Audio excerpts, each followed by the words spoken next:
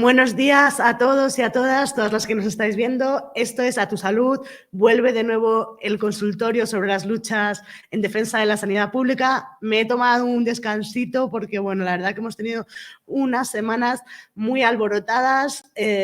No dejan de darme trabajo los sanitarios y las sanitarias. Estos días, como veis, tenemos una actividad frenética en la página web. Y me he concedido estos minutos para reflexionar un poco y para frenar y para poder hablar con ellas, con las médicas que están poniendo el cuerpo para defender lo que es de todas, que es la atención primaria, y poderles darles el espacio que se merecen.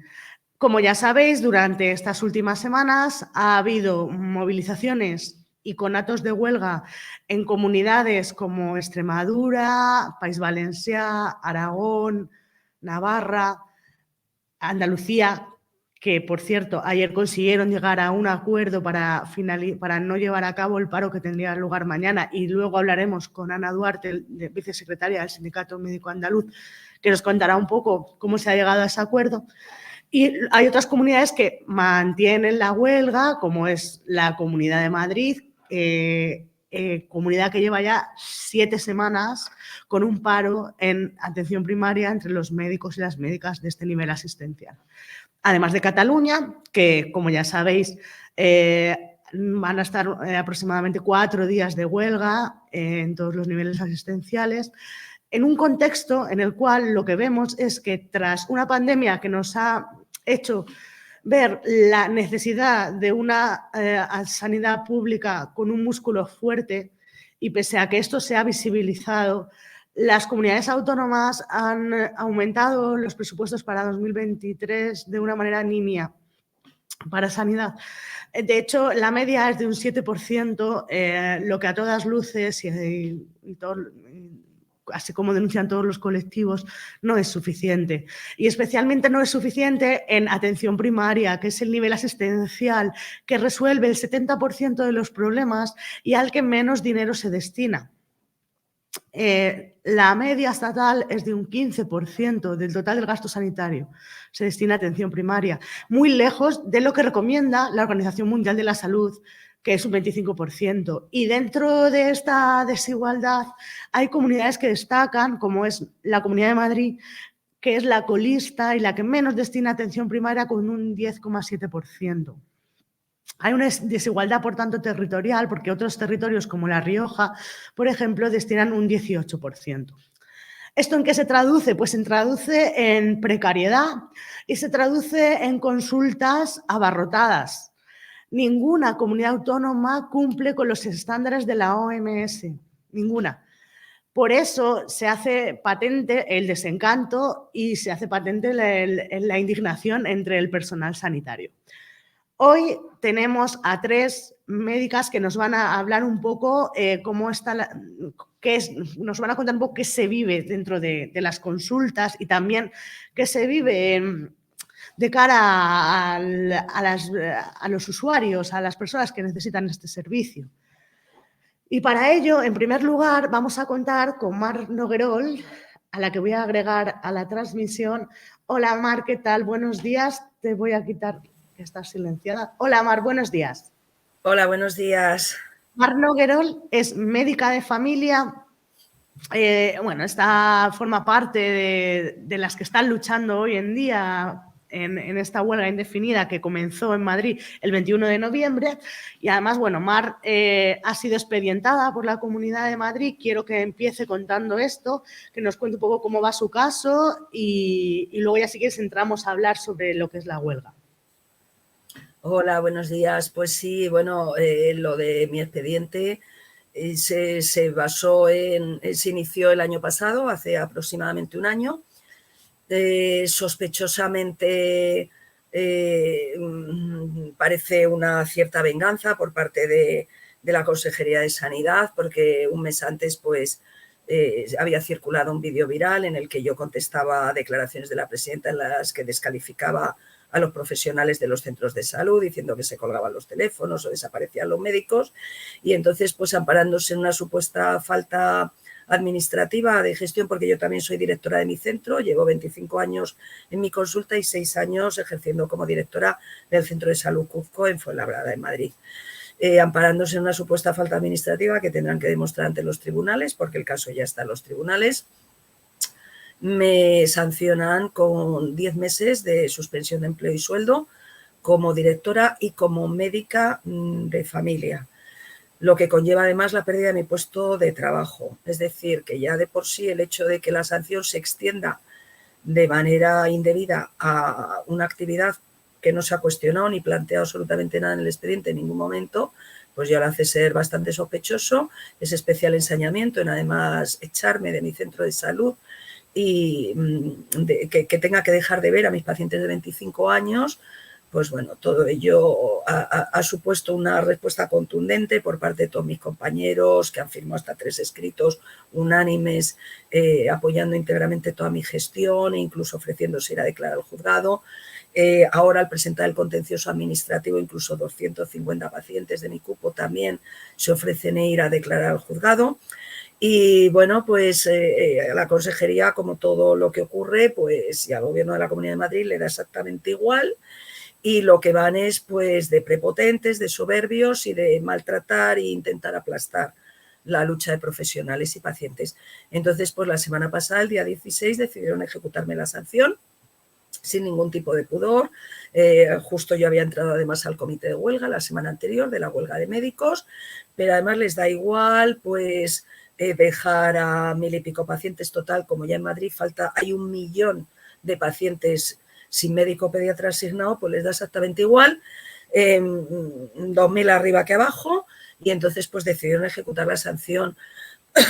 Mi abogado presentó una petición de suspensión cautelarísima y 24 horas después el juzgado les había puesto en su lugar, porque es que además incluso es una falta de respeto hacia la justicia, porque habíamos presentado un recurso y petición de suspensión cautelar el 23 de diciembre, vacaciones judiciales y de repente sin más deciden ejecutar.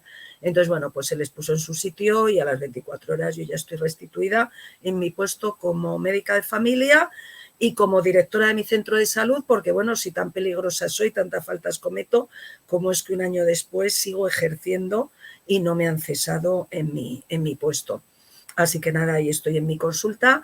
Ahora ya todo está en manos del juzgado, faltan ver la petición de suspensión cautelar y luego que se desarrolle el pleito. Así que pues aquí peleando hasta el final, en el comité de huelga, en el encierro, haciendo la huelga, en las calles, o sea, pues hasta el final. Cuéntanos un poco, Mar, porque ya son 7 semanas de huelga, no hay avances, la consejería no se sienta a negociar. Cuéntanos un poco cómo se ha desarrollado esta huelga que está batiendo récords. Yo no recuerdo una huelga sanitaria tan larga. No sé, cuéntanos un poco. Sí, sí, es tremendo. Y además tú lo has señalado, el contraste con el resto de las comunidades autónomas. Porque claro, aquí en la Comunidad de Madrid se han intentado escudar en que es un problema generalizado en la atención primaria en toda España. Y es verdad que al calor de nuestra huelga se ha planteado el conflicto, porque claro que hay un conflicto, porque hay un problema de fondo estructural, que es que si no inviertes en lo que es la columna vertebral, el pilar esencial de la sanidad, se va degradando y degradando. Y entonces, pues además el perfil de la población ha cambiado mucho en los últimos años y el perfil de competencias de la atención primaria, con el aumento de la esperanza de vida, y de la calidad de vida, nuevos diagnósticos y tratamientos de enfermedades, pues claro, se ha hecho mucho más compleja la atención primaria, también su capacidad resolutiva, y no se ha invertido en personal. Entonces, en una sociedad como la que tenemos, en la que, bueno, pues las nuevas generaciones que van incorporándose a la medicina de familia, pues viven dentro de una aldea global donde pueden obtener mucho mejores condiciones de trabajo que en su comunidad autónoma donde se formaron y donde se ha invertido una cantidad importante en esa formación, pues acaban huyendo a otras comunidades, al extranjero o a la sanidad privada, que también ha tenido un desarrollo espectacular, porque ese es el problema de fondo también en la Comunidad de Madrid, el enorme trasvase de fondos, de dinero público que hay hacia la sanidad privada. Entonces el conflicto pues está pues estancado por completo por la cerrazón y negativa absoluta de de la Comunidad de Madrid, del Gobierno de la Comunidad de Madrid, a negociar con los profesionales, pese a que se lo estamos planteando insistentemente en estos 2 meses ya pasados en cuanto a fechas y 7ª semana del conflicto y 8º día de encierro que llevamos en una asociación de vecinos. Los médicos de familia y pediatras de la Comunidad de Madrid, pues se han mantenido 7 reuniones en las cuales incluso pues, se ha retrocedido porque no, a pesar de que se les llena la boca de decir que han atendido a todas las peticiones, de la bola es rotundamente falso, no han atendido a ninguna de las peticiones y si quieres las vamos viendo porque hoy sí que han sacado un comunicado en el cual dicen que responden a la petición fundamental, que es la sobrecarga laboral, y ahora si quieres entramos un poco más de qué es lo que esconde esto que plantean. Sí, justo quiero que nos expliques muy bien, porque bueno, hace creo que fue una semana, el vicepresidente Osorio salió diciendo que él no consideraba justo un aumento salarial, por coherencia decía, porque decía que primero las reivindicaciones del comité de huelga primero se centraron en los cupos y en la sobrecarga de trabajo y que no se hablaba de dinero y que ¿a qué venía ahora a hablar de dinero? Salió diciendo. Entonces, bueno, ¿cómo valoráis esta actitud de la consejería y de la comunidad? Vale. Bueno, lo primero, eso, dejar bien claro, ¿no? En relación a la pregunta anterior, que quien no tiene voluntad de negociar, y además, de hecho, desde el lunes ya hemos emprendido una solicitud diaria por registro de negociación, es el Gobierno de la Comunidad de Madrid. Nosotros tenemos disponibilidad absoluta y permanente para sentarnos a negociar. Es más, les pedimos además una agenda de trabajo, un calendario de reuniones, porque es difícil que se resuelvan las cosas en una reunión. En cuanto al fondo de la negociación o nuestras peticiones tienen 2 cuestiones fundamentales. Una es el problema de acabar con la sobrecarga laboral, que es lo que se está planteando además en muchos otros sitios, ¿no? O sea, limitar el número de pacientes para poder garantizar que es una reivindicación antigua de la atención primaria, 10 minutos por paciente, que parece algo tan de perogrullo que es increíble que tengamos que seguirlo reivindicando, y 15 minutos para los pacientes de pediatría. Entonces, la única opción que nos dan, y hoy de hecho ha sacado una nueva circular la Comunidad de Madrid anunciando que ponen ya en marcha un pilotaje que habían dicho iban a poner en marcha el día 11 y estamos a día 26. La única solución que ofrecen, lo que están planteando es unas agendas. Nosotros pedimos unas agendas de 31 pacientes en medicina de familia en adultos y 21 en pediatría. Ya hemos hecho la concesión a lo largo de la negociación de que sean 34 y 24.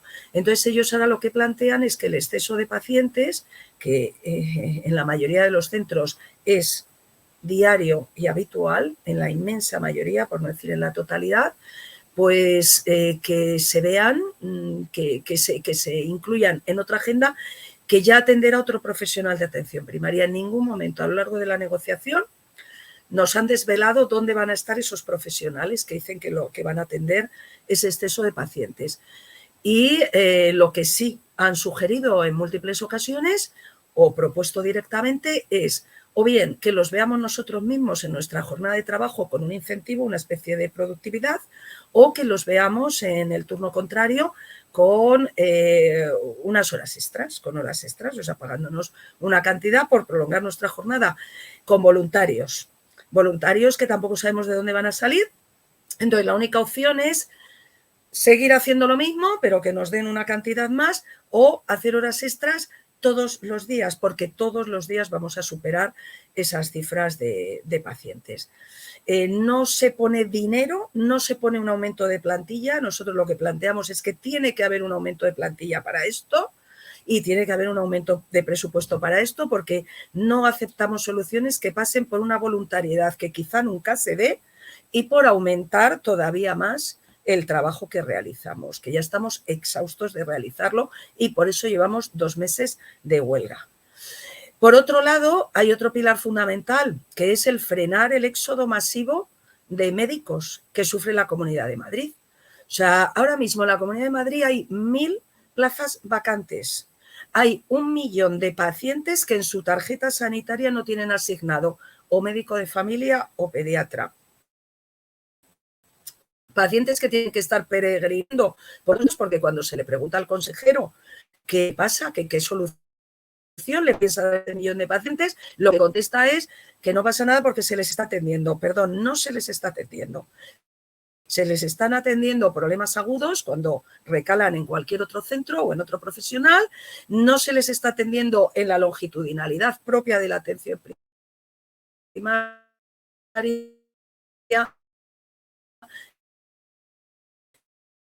En la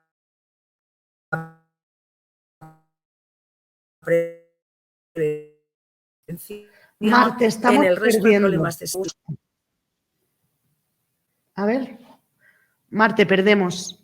Está la petición de una mejora de las condiciones laborales, que se centra en que respeten los acuerdos que ya se firmaron en 2020, porque son acuerdos firmados en 2020, con un aumento lineal, y en que respeten los acuerdos firmados en 2006, que lo que planteaban era la incentivación de los turnos de tarde con un 15% de aumento. O la incentivación que ellos mismos han planteado, aceptar a las plazas vacantes. O sea, nosotros necesitamos un plan de choque en Madrid para hacer atractivo el ejercicio de la medicina de familia en Madrid, porque si no va a pasar de nuevo en mayo, como pasa todos los años, que de 300 y pico residentes se quedan 20, no se queda ni un 10% en la Comunidad de Madrid. O se van a urgencias, o se van a los hospitales privados, a otras comunidades o al extranjero, donde cobran el doble o más del doble, o el triple o más del triple en algunos países.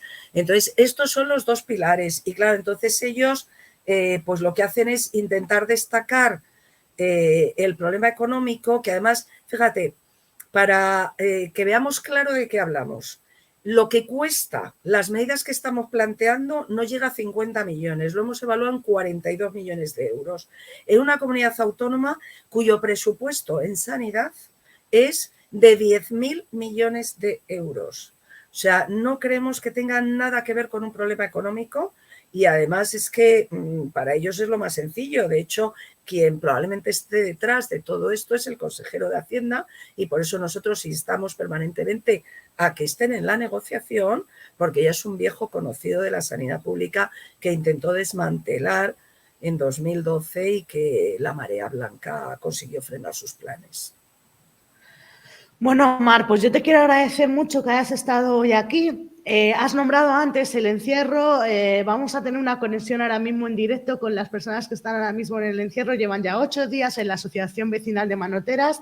Mar, seguimos hablando y mucho ánimo por aquí. La gente que nos está escuchando te mandan ánimos con tu caso y muchas mares en consultas. Muchísimas gracias. Solo me despido diciendo que lo hermoso de todo esto es la enorme unión y el vuelco que estamos viendo de todos nuestros pacientes, de toda la población, y que el encierro ya está teniendo unas muestras que de verdad estar allí te sube la moral, te confirma que tenemos razón y que estamos en el buen camino y que todos estamos unidos y que hay que defender esta joya nuestra que es la atención primaria y la sanidad pública. Muchísimas gracias por darnos voz. Gracias, Mar. Aquí tenemos al compañero Guillermo Martín. Guillermo, que nos atiende desde el encierro. Hola, Guillermo, buenos días. Hola, buenos días. Mira, ahí lo vemos. Llevan ya 8 días encerrados en la asociación. No sé si nos puedes enseñar un poco cómo estáis. ¿Nos haces un paneo de cuál es vuestra situación ahora mismo?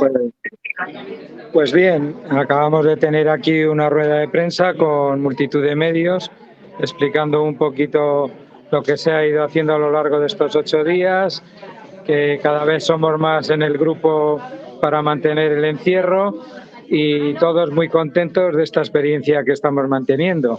Os muestro imágenes de todo el grupo que hay aquí ahora. Guillermo, sois todos y todas médicas de familia. ¿Cuántas personas estáis colaborando? Sé que hacéis turnos. Pues ahora mismo en el grupo ya somos más de 100 profesionales, entre médicos de familia y pediatras. La mayoría, porque son más, son médicos de familia, pero también estamos un grupo de pediatras.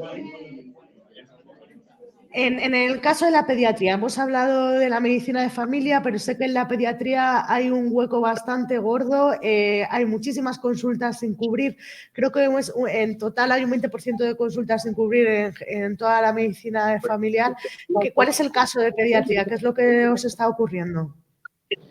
Pues en pediatría ahora mismo sabemos que en los 2 últimos años se han perdido 250 plazas de pediatría, con lo que calculamos que hay aproximadamente entre 200.000 y 250.000 niños sin pediatra asignado. Eso significa que esos niños tienen que ser atendidos por el resto de pediatras, lo que conlleva mayor carga de trabajo para ellos y un menor tiempo para atender a sus propios pacientes, porque hay que atender a todos. Es decir, un deterioro de la asistencia sanitaria. Bueno, Guillermo, no sé cuántos días has permanecido tú en el encierro, pero lo cierto es que se os ve con ganas, se os ve con fuerza y lo que no se ve es a la Comunidad de Madrid visitándoos. Sí, bueno, yo ya he estado 2 noches encerrados y una tarde. El problema aquí es que la Comunidad de Madrid sigue empeñada en que nosotros no queremos negociar, lo cual no es cierto. Los que no quieren negociar son ellos. Llevamos 15 días desde la última reunión y no se han dignado en volver a llamar y en volver a presentar propuestas y en intentar volver a negociar. Lo único que promueven, o que está más o menos ya aprobado, pero es porque le ha obligado Inspección de Trabajo y sentencias judiciales, es disminuir las listas de las agendas, ¿vale? Que se pedía 31-21 y ellos las están poniendo 34-24. Hoy acaba de presentar el consejero un plan piloto que tenía que haber comenzado hace 15 días, según expusieron ellos, y que hasta ahora no ha empezado y que va a empezar en teoría mañana en 22 centros. Pero seguimos igual, plan piloto, y sin decir qué va a pasar con el paciente 35 en medicina de familia o el 25 en pediatría. Ellos lo resumen en que se abrirán unas agendas centralizadas que verán voluntarios cobrando un dinero extra por quedarse a hacer en turno contrario esas agendas. Primero habrá que ver los voluntarios y luego habrá que ver los pacientes cuando lleguen, que hay que decirles que vayan al turno, que vuelvan dentro de X horas, que lo verá otro profesional si es que lo hay. Porque ellos deben considerar que todo el mundo lo que quiere es trabajar más para ganar más dinero, pero lo que se pide es trabajar en nuestro turno cobrando lo que hay que cobrar y no regalando y viendo más pacientes de los que hay que ver. Bueno, tendrán que explicarlo ellos. Bueno, cuando os acusan un poco de que lo único que queréis es que vuestros sueldos aumenten, ¿qué habría que responderles? A ver, el tema no es que nuestros sueldos aumenten a costa de tener que trabajar 11 horas al día.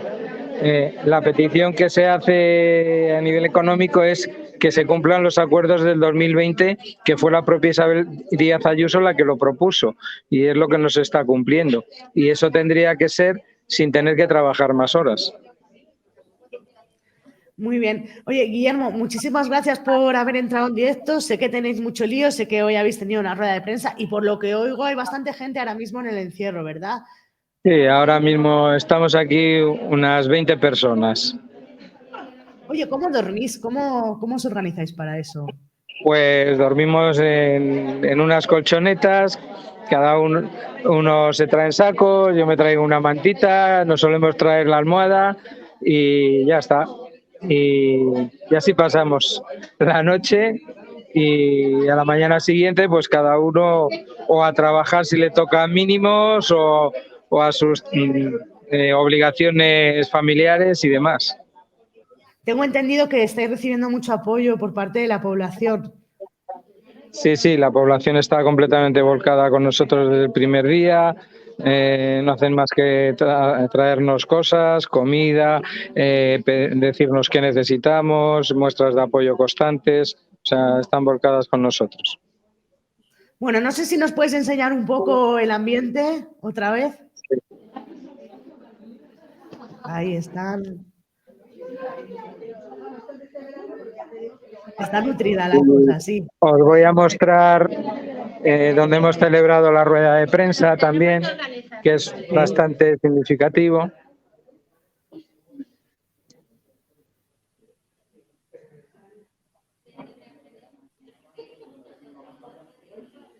Bueno, veo que habéis sido bastantes hablando por las sillas que veo. Sí, bueno, ha habido 3 portavoces y el resto, digamos, hemos estado acompañando. Bueno, Guillermo, pues no te quiero entretener más. Te doy las gracias por haber entrado aquí en directo y mucha fuerza. Y a resistir. Vale, Y que muchas se gracias. consiga. Hasta luego. Y sobre todo, gracias por poner el cuerpo por las pacientes. Venga, gracias. Hasta luego. Hasta luego. Bueno, pues hemos estado un ratito en el encierro y ahora le toca el turno a una médica de familia también de Madrid, que se llama Ana Hoyos y a la que tenemos por aquí. Ana trabaja en el Centro de Salud de Paseo de Imperial y, bueno, Ana es una persona también muy entregada a la lucha y que siempre, bueno, yo con Ana hablo mucho por WhatsApp y ella siempre me cuenta, me hace unas reflexiones muy interesantes en torno a lo que significa la atención primaria, en torno a lo que ella vive en consulta y creo que nos cuentes un poco cómo se puede atender listados de pacientes, qué es lo que se puede hacer ante estos cupos tan insostenibles. Los que nos ven o nos Perdona, escuchan. Ana, que te tenía silenciada. Vuelve a empezar. Que primero, buenos días y gracias por darnos voz, por interesaros por estos temas y gracias por estar ahí a los que nos oyen o nos ven. Lo primero que yo quisiera es explicar que nuestra especialidad, la de medicina de familia, tiene diferencias con otras especialidades médicas. Nosotros tenemos una obligación, nuestras funciones son de promoción de la salud, de prevención de la enfermedad, de tratamiento del paciente enfermo, de educación sanitaria, aparte, por supuesto, de las de docencia y investigación como cualquier otra especialidad médica. Lo que quiero decir con esto es que somos una especialidad un poco diferente, porque a nosotros, nuestro paciente no es el paciente que se sienta en la consulta frente a nosotros. Nuestro trabajo tiene que abarcar a una población que tenemos asignada, en mi caso son 1.700 pacientes, que tenemos asignada entre las que están individuos sanos, sobre los que tenemos que trabajar para evitar que enfermen, es decir, tenemos una labor de prevención de la enfermedad, que desgraciadamente toda esa actividad preventiva de educación para la salud en centros escolares, yo he estado haciendo y con mucho gusto educación sanitaria en centros educativos, en centros de vecinos, con grupos de pacientes crónicos, toda esa actividad preventiva, de prevención de la salud, de prevención de la enfermedad, de promoción de la salud, todo eso que tiene demostrada una utilidad para evitar la enfermedad, primero para evitar el sufrimiento de estar enfermo, además tiene una utilidad en cuanto a la eficiencia del sistema sanitario, es decir, invertir en promoción de la salud y en prevención de la enfermedad es un gasto eficiente. Todas esas actividades, yo llevo 33 años trabajando, más de 33, todas esas actividades hace ya aproximadamente 10 años que las tenemos completamente abandonadas, porque lo que es la carga asistencial, es decir, la carga del paciente que tiene un motivo de consulta, que puede estar más o menos enfermo, pero ya es un paciente que acude a nosotros porque no se siente sano, nos acapara el 100% de nuestro tiempo y además, en muchos casos, excedemos el tiempo de nuestra jornada. Toda esa otra actividad para la que estamos preparados por nuestra especialidad y que es una inversión eficiente, está abandonada, completamente abandonada. Pero es que el problema ya estalla cuando ni siquiera al paciente enfermo le podemos atender con garantías, con la calidad para la que estamos preparados a tratarle. entonces es cuando ha estallado el problema. Pero realmente nuestro déficit, nuestra falta de tiempo, de oportunidad de desarrollar toda nuestra especialidad, al menos desde el 2008, desde la crisis del 2008, se han amortizado plazas, hemos ido dejando de hacer lo que era menos urgente, que no significa que sea menos importante, pero sí menos urgente. Y hemos tratado lo que era urgente, que era el paciente que pedía asistencia médica. El problema es que ahora mismo ni eso lo podemos hacer con garantía. Esa es la situación en la que nos encontramos. En esta situación en la que los médicos de familia que acaban la especialidad después de 11 años de estudio se encuentran con que salen preparados para hacer promoción de la salud, prevención, educación sanitaria, cirugía menor, ecografías, infiltraciones, un montón de cosas que pueden hacer mucho más resolutiva la atención primaria y que no llegue a tener que ser derivado a otros niveles asistenciales, eso no lo pueden hacer. Entonces, alguien pues de mi edad, con una vida establecida, con 63 años en mi caso, bueno, pues me tendré que resignar resignarme a medias, pero desde luego no me puedo plantear irme a otro sitio a ejercer. Pero alguien que acaba con 28 años, después de 11 años o 12 años de estudio, que ha elegido medicina de familia, que no la ha elegido para ganar dinero, porque hay otras muchas especialidades en las que se gana mucho más, pero evidentemente si quiere vivir con dignidad. El problema es que no se le permite ejercer todo ese bagaje, todo ese cuerpo de conocimiento que tiene. Y eso es muy frustrante. Y por eso se van donde sí se les permita ejercer o donde, al menos si no se les va a permitir ejercer, puedan vivir con mayor dignidad. Nadie hace medicina de familia para ganar dinero, pero sí es lógico pensar que si cobran lo mismo o menos, porque según el Sindicato Andaluz de Médicos, Madrid, aún recién terminado, es decir, aún divide los médicos en tipo 1, tipo 2, tipo 3, tipo 4. Tipo 1 sería el que inicia su actividad profesional y tipo 4 es el que ya está a punto de acabarla. Yo sería un tipo 4. El tipo 1, Madrid, el sueldo que les paga, solo contando con la península, olvidando Ceuta y Melilla, que tiene características especiales, es verdad que cobran más, pero bueno, por compararlo con formas de vida más o menos semejantes, que no tienen ni que desplazarse de la península, está en el puesto 11, pero en la vivienda no está en el puesto 11, ni en el transporte, ni en las distancias, no está en el puesto 11. Entonces, está en el puesto 11 en sueldo, pero es que cuando acabamos nuestra vida profesional está en el puesto 10. ¿Por qué alguien que acaba con toda la ilusión de ejercer su profesión va a conformarse con trabajar en Madrid? Si no tiene mejores condiciones económicas que le permitan hacer frente a los alquileres y al precio de la vivienda en Madrid, si no tiene mejores condiciones profesionales, no le garantizan ejercer su trabajo, su vocación de una forma que se vaya a casa satisfecho cada día, si no se le aseguran oposiciones con regularidad. Madrid está resolviendo en este momento una oposición que se realizó hace 3 años. Es decir, ni tienen plaza en propiedad, ni se espera, ni ganan lo suficiente para que, su sueldo les permita vivir como pueden vivir en otras comunidades, con igual sueldo o con más incluso. Si no se les garantiza poder ejercer su vocación, ¿por qué se van a quedar en Madrid? Y eso es lo que está pasando. Madrid pierde cada año 200 médicos de familia que eligieron esta especialidad. Y además eligieron hacerla en Madrid. Hombre, es razonable pensar que alguien en un momento determinado quiera ir a ejercerla a otra provincia. Pero, hombre, que de 224 médicos solo acepten las condiciones de trabajo que les ofrece Madrid 20 y que esto lleva pasando 3 años, hemos perdido más de 600 médicos de familia que están ejerciendo o en otras comunidades o en otros países o que se quedan en el hospital. Y llevamos ya 3 años, pero es que en los próximos 5 o 7 años nos jubilamos el 25% de las plantillas de atención primaria.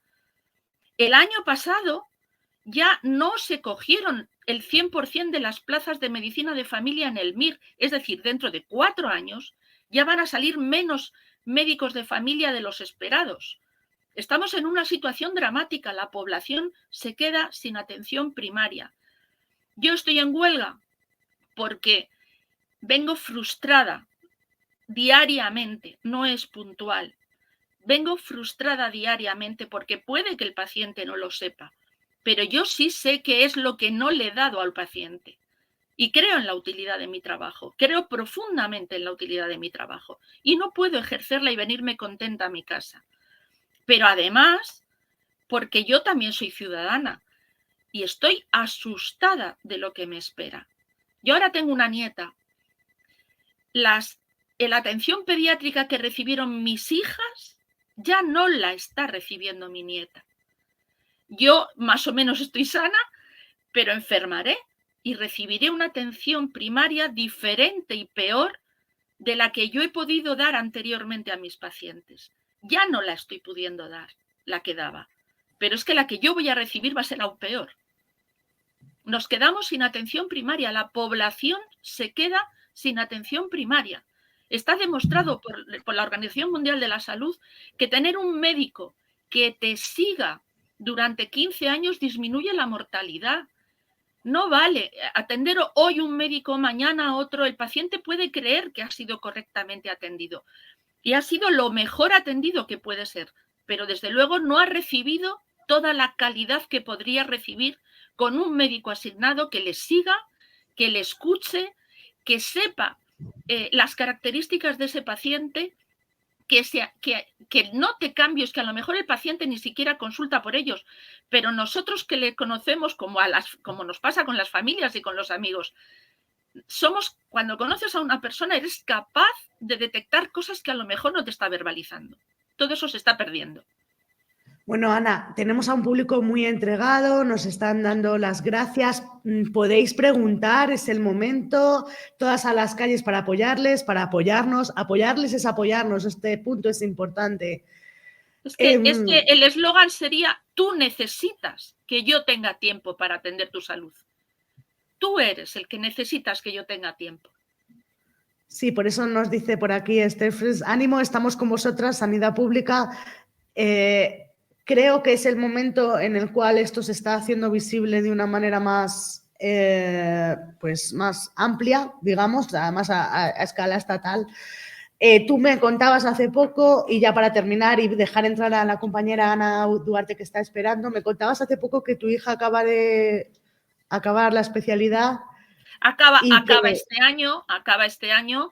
Mi hija podía haber elegido otras especialidades, pero finalmente el día que fue al ministerio a elegir, pues eligió medicina de familia y además tenía claro que si cogía medicina de familia quería ejercerla y estudiarla en Vallecas, con una población menos favorecida que otras zonas de Madrid, donde viera realmente la utilidad de un médico de familia, y lo está disfrutando, realmente está haciendo lo que ella quiere, pero el problema es que cuando acabe en mayo lo que le espera es no poder desarrollar todas sus capacidades y toda su vocación y ser realmente útil a la población, que es lo que en general quiere un médico. La medicina tiene un cuerpo teórico precioso, pero también tiene un cuerpo práctico, y esa práctica se hace con la ciudadanía, con los pacientes, con las personas que sufren, y eso te tiene que gustar, si no, pues para medicina de familia te tiene que gustar. Bueno, Ana, pues luego si quieres hablamos otro ratito, ¿vale? Te doy las gracias. Muchas gracias a todos. Gracias a ti. Mira, por aquí te dice Sancho Somalo, que es su compañero. Gracias, Ana, por tu compromiso. Emociona. Y también Mambora te da muchas gracias. Vamos a dejar entrar a Ana Duarte a la retransmisión. Hola, Ana, buenos días. Voy a activar el audio. Buenos días, Sara. Muchas gracias. ¿Qué tal, Ana? Nosotros. Gracias a ti por haber querido venir. Ana es vicepresidenta del Sindicato Médico de Andalucía, que acaban de llegar a un acuerdo para frenar una huelga que iba a comenzar mañana, era una huelga de un día. Cuéntanos un poco cuál es la situación de este nivel asistencial en Andalucía y luego, si quieres, hablamos de más cosas. Muy bien. Pues mirad, por hacer un resumen en orden cronológico, os cuento la situación crítica a la que se llega en sanidad, que ya muchas de las compañeras, tanto Mar como Ana como Guillermo, también nos han contado, ¿no? Tiene el origen realmente en dos conceptos muy importantes. El concepto del que el sistema de sanidad que tenemos está prácticamente caduco, como bien ha dicho Mar Nogueras. Tenemos ahora un perfil de pacientes que es totalmente diferente, entonces a esto de la caducidad del sistema sanitario hay que darle una vuelta. Y también la ha nombrado Ana, la evidente falta de médicos, que no debe ser una excusa, porque los gobiernos lo utilizan como excusa, sino que debe ser entendido como un problema político desencadenado por la falta de responsabilidad de las administraciones de tanto de un color como de otro en los últimos, y no exagero, 20 o 30 años. Ya en las facultades de medicina, en el año 95-96, que yo andaba por allí, y ya se hablaba de que iba a haber una jubilación masiva en estos años que estamos viviendo. Entonces, sabemos que ha habido ahí una serie de personas irresponsables, que son nuestros dirigentes políticos, que no han hecho ni han tomado ninguna medida con la antelación a que esta falta de médicos llegara a ser fehaciente como es. En España, en estos últimos años, sabemos que faltan médicos, pero faltan no solo de atención primaria, que son la mayoría, sino también de varias especialidades. ¿Realmente por qué ocurre? Pues porque el número de jubilaciones, como estoy diciendo, son mayores al número de médicos MIR que ingresan cada año, ¿vale? Siempre una reivindicación del sindicato es que el número de médicos que se podría formar anualmente es mayor al número de plazas MIR que se convocan. Por poner un ejemplo, este fin de semana pasado había 12.800 personas que se han examinado en la prueba específica para hacer el examen MIR, de las cuales solo van a tener posibilidad de formarse como médicos especialistas 8.800. Es decir, tenemos 4.000 médicos, 4.000 licenciados en medicina que van a volver a sus casas para volver a estudiar el MIR, o ocasionalmente hoy día sí se le puede ofertar algún tipo de trabajo, pero con unas condiciones que no son las mismas de los médicos en formación y no, por supuesto, no tienen la misma calidad. Entonces, este efecto es importantísimo que se ataje desde arriba, desde el Ministerio de Sanidad. Faltan médicos, pero los responsables tienen la batuta para poder ordenar año tras año y estudiar, dando un estudio estadístico del número de médicos que se necesita para paliar este desencaje que hay entre el número de jubilaciones y el número de médicos que faltan. Sabemos además que en los próximos años se van a seguir jubilando un número importante, porque eso lo sabemos por la distribución etaria que tienen los médicos. Sobre todo, como digo, de médicos de familia, médicos de atención primaria, pediatras de atención primaria. También tenemos que tener en cuenta los dispositivos de apoyo, porque forman parte del mismo equipo, y otras especialidades de las que estamos muy escasos, como son anestesia, otorrinolaringología, urología. Así que este origen es cierto que es una excusa que utilizan todos los gobiernos, todos los partidos políticos, pero está en sus manos poder arreglarlo. El efecto de estos conceptos, ¿a qué nos lleva? Pues a la sobrecarga que todas las compañeras y compañeros acaban ahora mismo de explicar. Tenemos una situación crítica en algunas especialidades, como os digo, pero sobre todo en atención primaria, en las que las sobrecargas de las condiciones de trabajo que están llevando en los últimos años son insoportables y cada día más. Estos facultativos han de repartir su tiempo entre la atención de pacientes de su agenda ordinaria, que los pacientes que tienen agendado, pero además reciben avisos, reciben atención de urgencia y tienen que atender las actividades programadas. Todo ello sumando a su agenda ordinaria un número de vises, un número de pacientes que están insertados, para que comprendáis, y de agendas paralelas. A veces ni siquiera se le tienen en cuenta, ni siquiera se computan, porque o bien son derivados pacientes desde el mostrador de admisión donde el administrativo lo deriva, o bien desde la agenda de la consulta de acogida y se lo deriva a enfermería, y tienen tal cantidad de pacientes en algunos centros de salud, en la mayoría de ellos, que es que ni se pueden insertar ya en esta agenda.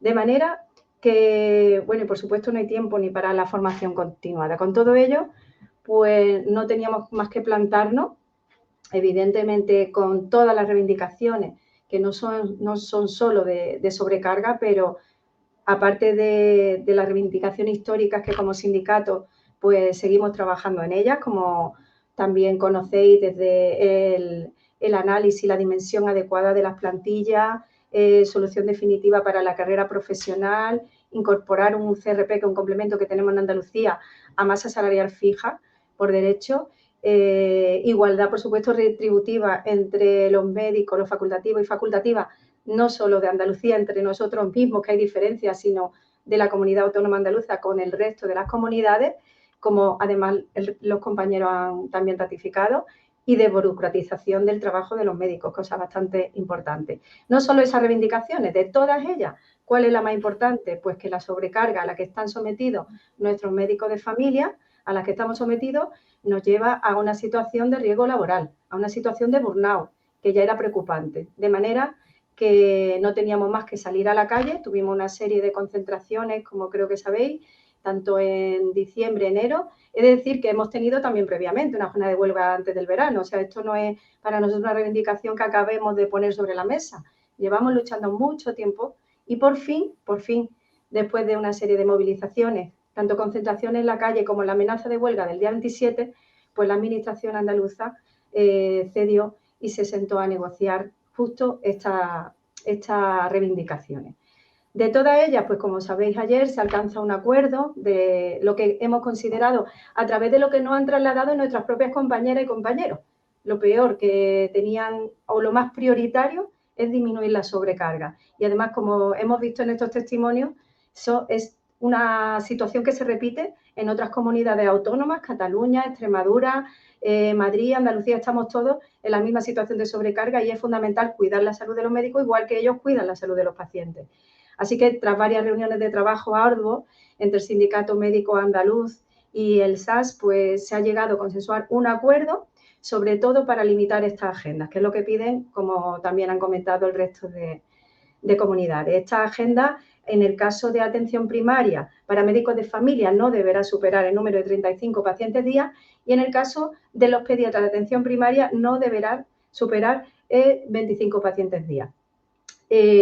Puedo deciros, por dar ideas, porque ya he visto que en Comunidad de Madrid, por ejemplo, pues no se sabe muy bien cómo se va a solucionar el exceso de pacientes o el número de pacientes que exceda de esta cifra que os estoy comentando.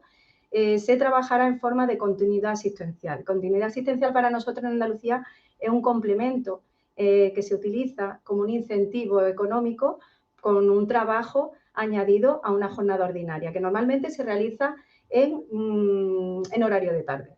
Esta continuidad asistencial debería ser ofertada de forma voluntaria. En primer lugar, se trabajará porque el desarrollo del documento, ahora mismo tenemos un acuerdo, como digo, en vigor, por el que hemos desconvocado la huelga, hemos visto la Administración comprometida para sentarse y para no solo limitar este número de pacientes, que además va a ser llevado en menos de un mes a mesa sectorial para que sea ratificado allí en mesa sectorial, que es donde se tiene que negociar, no solo eso, sino que va a haber una serie de reuniones en relación a esta medida y en estas reuniones, que pueden ser quincenales o mensuales, pues vamos a tener que monitorizar si esto se está aplicando adecuadamente y ahí se verán también las incidencias de determinados centros, si no se aplica de forma adecuada, cómo se puede mejorar la situación de sobrecarga, que en algunos centros es más penosa que en otros. Un poco este es el resumen de por qué la desconvocatoria, porque al final es importante y animo también a la Comunidad de Madrid que se sienta a negociar con las personas, con el comité de huelga, porque es fundamental para llevar a una mejor situación, a la calidad asistencial, que es fundamental para el ciudadano, pero también a una calidad en el trabajo de los profesionales, que son los que están cuidando a los propios pacientes. Bueno, Ana, pues muchísimas gracias. Creo que es el momento que nos quedan unos minutos. Quiero que Ana o yo entre para que habléis un poco entre las dos, para que se junten vuestros pareceres desde los diferentes territorios. Ana, yo sé que tú eres médica de urgencia, si no me equivoco. Sí. Entre la sobrecarga en las urgencias y la sobrecarga asistencial de atención primaria hay un hilo conductor, ¿no? Efectivamente, así es. No sé si alguna me puede hablar un poco. Pero no solo con las urgencias. Es que si yo tengo tiempo para hacer una correcta exploración, pasan varias cosas. Que en atención primaria trabajamos con muy poco apoyo técnico, tecnológico. Nuestro gran arma es el tiempo y el conocimiento del paciente a lo largo de mucho tiempo, ¿no? De muchos contactos breves pero continuados. Si yo tengo tiempo para hacer una correcta exploración, probablemente si tengo que hacer una derivación a otro nivel asistencial, la haga mejor orientada, pero es que a lo mejor incluso no la tengo que hacer. Y además hay otra cosa muy importante: si el paciente se siente correctamente atendido y explorado en atención primaria y yo, por ejemplo, le digo que creo que no necesita ser derivado a otro nivel, es probable que yo me gane la confianza de ese paciente, me merezca su confianza y él confíe en lo que yo le estoy diciendo. Si el paciente, si no se ha sentido correctamente explorado, correctamente escuchado y tratado, probablemente desconfíe de que yo le diga que no necesita ser derivado a otro nivel asistencial. Quiero decir, que funcione bien la atención primaria no solo desbloquea las urgencias, eso de una forma inmediata, por supuesto, pero es que también disminuye las derivaciones a otros niveles asistenciales, con lo que disminuimos la lista de espera en ese segundo nivel asistencial. Especialistas, totalmente de acuerdo, Ana. Es fundamental, es el espíritu de la atención primaria. Cuando nace la atención primaria y nosotras nos formamos, eso es lo que nos trasladan. Lo que pasa es que eso no ha sido llevado a cabo como así nos criaron, ¿verdad, Ana? Efectivamente, necesitamos medidas eficaces, por eso decía que el sistema sanitario está caduco, de organización y de asistencia sanitaria. Tenemos que tener una dotación presupuestaria acorde a las necesidades de salud de los ciudadanos y a la respuesta que pueden dar nuestros profesionales. Y necesitamos la dignificación de las condiciones laborales de los facultativos para que el paciente sea atendido en un entorno de calidad asistencial, como dice Ana Elena, a la vez que minimizamos así los riesgos laborales de los propios profesionales, porque se está sometiendo a mucho estrés y así la calidad asistencial también disminuye. Bueno, Ana Duarte, en tu caso, además, imagino que aquí en Madrid hay un problema ahora mismo también muy concentrado en las urgencias hospitalarias. No sé si en Andalucía se está dando también, si hemos aprendido después de la pandemia la importancia de que no se llegue a saturar este nivel. ¿Cómo se está viviendo esto en Andalucía? Pues es fundamental, como decía Ana, que funcione bien la asistencia, la atención primaria, para que la atención hospitalaria en urgencias no se sobrecargue tanto. En Andalucía no estamos colapsados, pero tenemos un aumento en el índice de urgencia, como es normal por la época del año que estamos viviendo. Para esta época del año, pues necesitamos planes de contingencia especiales en épocas de gripe, épocas de enfermedad respiratoria, donde hay muchos más ingresos. Y bueno, pues echamos de menos a veces esa revisión que se hace de la organización sanitaria también en este estamento. Ahora, recientemente, tenemos nombrada una nueva directora del Plan Andaluz de Urgencia y Emergencia, en el que tenemos puesta bastante confianza para que se resuelvan muchos de los problemas que llevamos muchos años estancados sin resolver. Así que coincido un poco con la situación que tienen otras comunidades, evidentemente. Yo quisiera comentar. Adelante. ¿Puedo? Perdona, dime si puedo, Sara, comentar. Adelante, adelante.